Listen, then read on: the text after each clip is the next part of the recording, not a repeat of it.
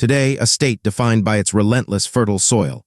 A breadbasket of endless cornfields stitched together by interstate highways, a place of steady, rooted lives under a boundless sky. But rewind 2 centuries, and this land was not a place of permanence but a passage. It was a theory on a map, a desperate promise, a wind-scoured obstacle. Its 19th century story is not one of glittering self-invention, but of brutal contest and seismic transformation. It is a story written in prairie schooner ruts, the thunder of buffalo herds, the whisper of treaty paper, and the shriek of railroad iron.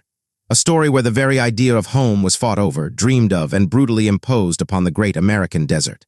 Our story begins not with a settlement, but with an emptiness that was, in fact, full.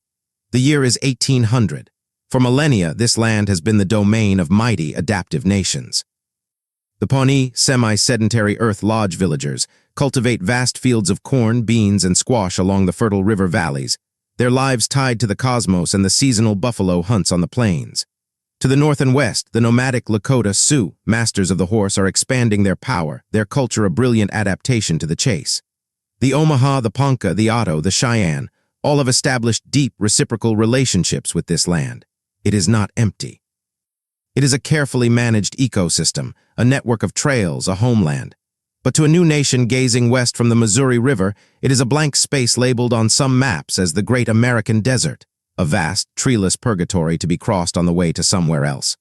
The first great pivot arrives not on wings but on keelboats. The year is 1804. At the direction of President Thomas Jefferson, Captains Meriwether Lewis and William Clark push their corps of discovery up the Missouri River, skirting the eastern edge of what will become Nebraska. They are the vanguard of American curiosity and ambition. They note the bluffs, the powerful current, the immense herds of buffalo.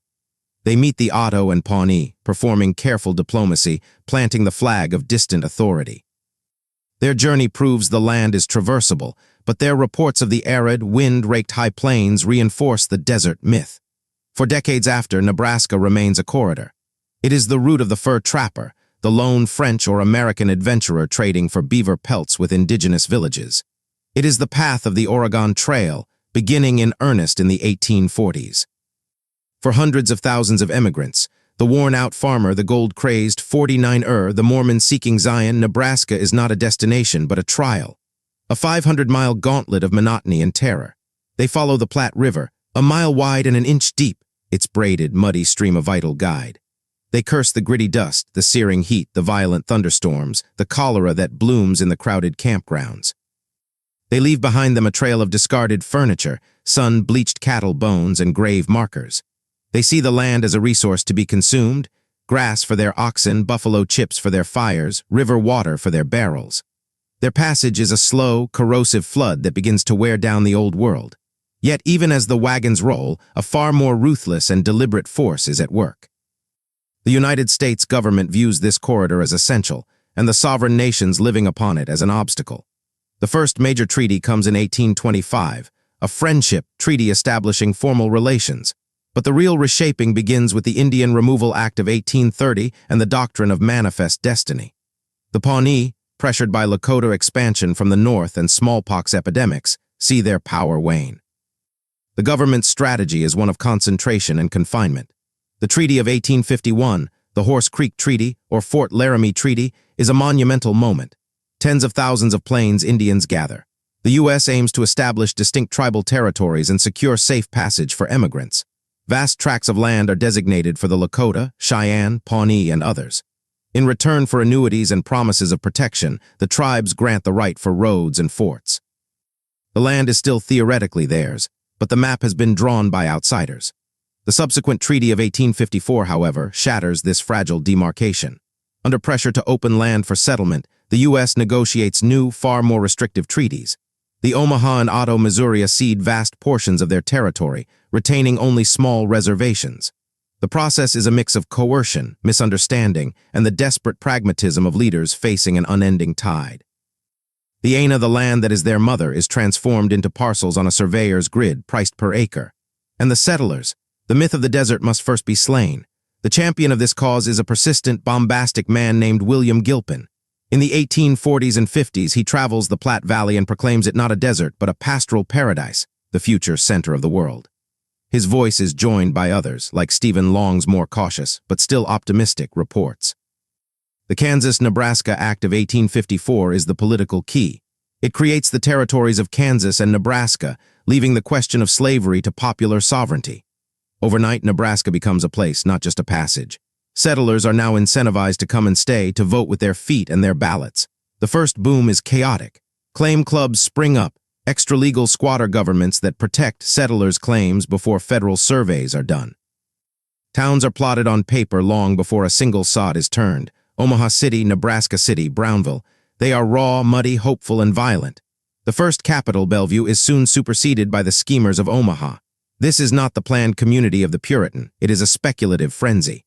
The architecture of this new society is not built of timber, but of grass. With few trees, the first settlers build into the earth itself. The sod house, or soddy, becomes the universal symbol of pioneer tenacity. Cut from the thick, matted prairie turf, these blocks are stacked like bricks. They are cool in summer, warm in winter, and constantly raining dirt, hosting insects, and leaking in a downpour. Life inside is a relentless battle against the very earth that provides shelter. This is a hardscrabble existence of near unbearable isolation. Blizzards howl across the open plains, burying homesteads and livestock. Prairie fires race for miles, a wall of flame faster than a horse can run. And the sky itself can turn green and descend in a fury of hail and tornado, a violence unknown in the wooded east. The empty land is, in fact, fiercely resistant to being owned. But to truly bind this territory to the Union, to make it economically viable, it must be stitched to the east and west with iron. The dream of a transcontinental railroad finds its most logical, level route through the Platte Valley. The Union Pacific Railroad becomes the most transformative force in Nebraska's 19th century. Ground breaks at Omaha in 1863. Hell on wheels towns, mobile, lawless camps of gamblers, laborers, and opportunists, move west with the end of track. The work is back-breaking and deadly, performed by Irish immigrants and Civil War veterans. The railroad is a machine of conquest. It splits the buffalo herds, bringing market hunters who will, within 2 decades, reduce millions of animals to bones piled high for fertilizer. It delivers settlers by the carload, along with their lumber, coal, and manufactured goods, making the soddy obsolete. It dictates the location of towns. Those on the line thrive. Those bypassed wither and die. The Homestead Act of 1862 had already promised 160 acres to any who would improve it for 5 years. Now the railroad sells its own vast government land grants, advertising across Europe. Come to Nebraska. The population explodes from about 30,000 in 1860 to over 1 million by 1890. The Great American Desert is officially, triumphantly, disproven. This influx is the final, crushing blow to the indigenous world. The reservation promises of the 1850s buckle under settler demand for more land.